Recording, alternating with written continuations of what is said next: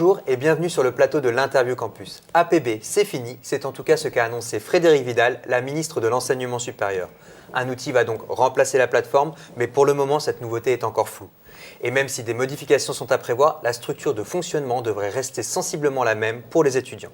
Avec nous, Sophie Laborde-Baleine, fondatrice du réseau tonavenir.net et conseillère en orientation. Bonjour. Bonjour. Alors, pour commencer tout simplement, qu'est-ce qui selon vous n'allait pas dans l'ancienne plateforme APB ?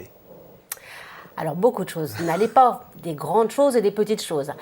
Pour commencer par les grandes, pour moi, je pense qu'il n'y avait pas de prise en compte de l'orientation en amont. C'est-à-dire que les élèves de terminale se retrouvaient devant APB et commençaient à penser à leur orientation, sauf qu'il faut l'anticiper. Pourquoi l'anticiper ? Parce qu'il ne faut pas mettre des vœux par hasard, et surtout aussi parce que si on met des vœux par hasard, vous prenez la place de quelqu'un pour qui ce vœu-là sera plus adapté. Donc, c'est ce qui veut dire que l'orientation doit être la première étape d'APB. D'accord. Vous avez récemment lancé 10 propositions pour améliorer la plateforme. J'aimerais revenir sur votre proposition numéro 4, qui est à dire, donc je vais citer pour ne pas avoir de problème, créer une alerte pour évaluer le pourcentage de réussite. C'est un système de prérequis comme souhaite installer Frédérique Vidal justement à l'entrée à l'université.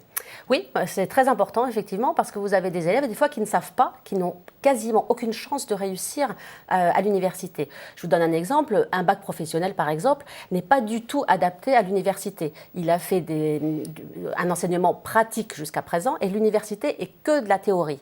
Donc c'est pas du tout adapté pour lui, il va se perdre et se noyer dans cette structure et donc il faudra plutôt lui proposer un BTS. Sauf que les étudiants ne le sachant pas vont s'inscrire à l'université et vont aussi prendre la place des étudiants qui seront peut-être en filière générale et pour qui l'université sera plus adaptée. Ça permet donc de mettre fin à une orientation par l'échec en quelque sorte. Exactement, tout à fait. Il n'y a rien de pire que d'être orienté par l'échec tout simplement parce qu'on n'avait pas d'information à l'origine, à la base.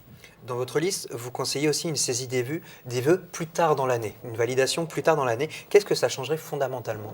Alors jusqu'à présent, on peut saisir les vœux du 20 janvier au 20 mars. Je m'aperçois tous les ans que c'est un peu la panique le 20 mars parce que les deuxièmes conseils de classe ne sont pas forcément passés.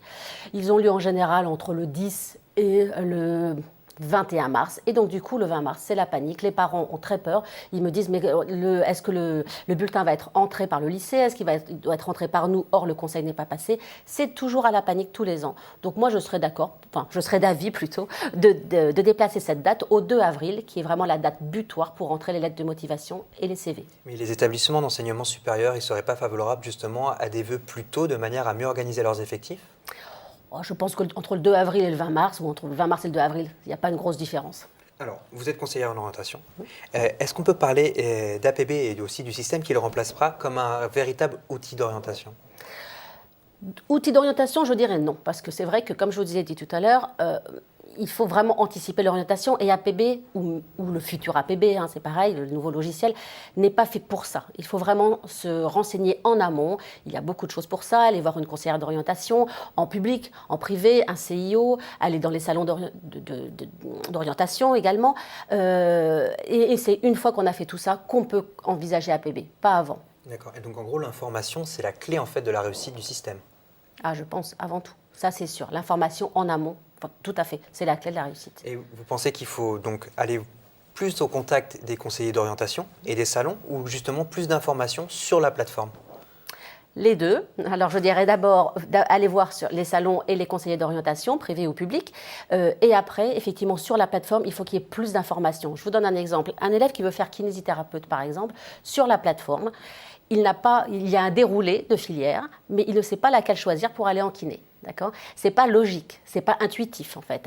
Il ne sait pas qu'il faut choisir la filière médecine, enfin PACES, ou la filière STAPS, parfois, pour aller en kinésithérapie. Il faudrait y avoir, je pense, un nouveau déroulé qui soit, encore une fois, plus intuitif et les jeunes arriveront plus à se retrouver là-dedans. Et est-ce que les conseillers d'orientation, ou au moins les acteurs de l'orientation, sont assez consultés par le ministère et par ceux qui font cette plateforme, justement, pour avertir les étudiants, pour adapter le meilleur système ? Alors écoutez, moi je trouve que c'est un peu dommage parce qu'on n'est pas consulté. Chez tonavenir.net, on s'occupe vraiment des inscriptions, c'est-à-dire qu'on les prend intégralement en main. Donc on s'aperçoit vraiment du problème. On ne laisse pas l'élève seul s'en occuper de ces inscriptions en fait. Donc on voit vraiment où est le problème et je pense que vraiment le ministère de l'Éducation nationale aurait vraiment tout intérêt à nous demander notre avis parce qu'on est vraiment sur le terrain. Alors, question, alors pas forcément personnelle, mais j'aimerais savoir votre avis. On a eu donc Frédérique Vidal qui a annoncé la fin d'APB, la fin définitive, sans annoncer la nouvelle plateforme. C'est-à-dire qu'elle a 1 an pour mettre en place cette nouvelle plateforme. Est-ce que pour vous, le délai est assez long pour mettre un nouveau système efficace en place? Alors, je ne sais pas si Frédérique Vidal voulait dire 1 an ou alors au mois de janvier prochain, c'est-à-dire dans 3 mois. Là, par contre, ça me semble vraiment court. Si effectivement c'est 1 an, donc en janvier 2019, là, je dirais on a le temps. Pour janvier 2018, je ne vous cache pas que je ne pense pas qu'il y ait beaucoup de choses qui vont changer. Mais APB est un très bon site. Sincèrement, moi, j'apprécie beaucoup et je trouve qu'il est tout à fait pertinent. La seule chose qui n'est pas pertinente, c'est qu'effectivement, on propose des filières qui ne sont pas crédibles ou plausibles pour certains élèves. Et encore une fois, ça prend de la place pour la place des autres. Voilà le problème pour moi d'APB. Voilà. Madame Sophie Laborde-Baleine, merci beaucoup. Pas de quoi, avec plaisir. C'est tout pour aujourd'hui. Je vous dis à très bientôt pour une autre interview campus. Au revoir. Thank you.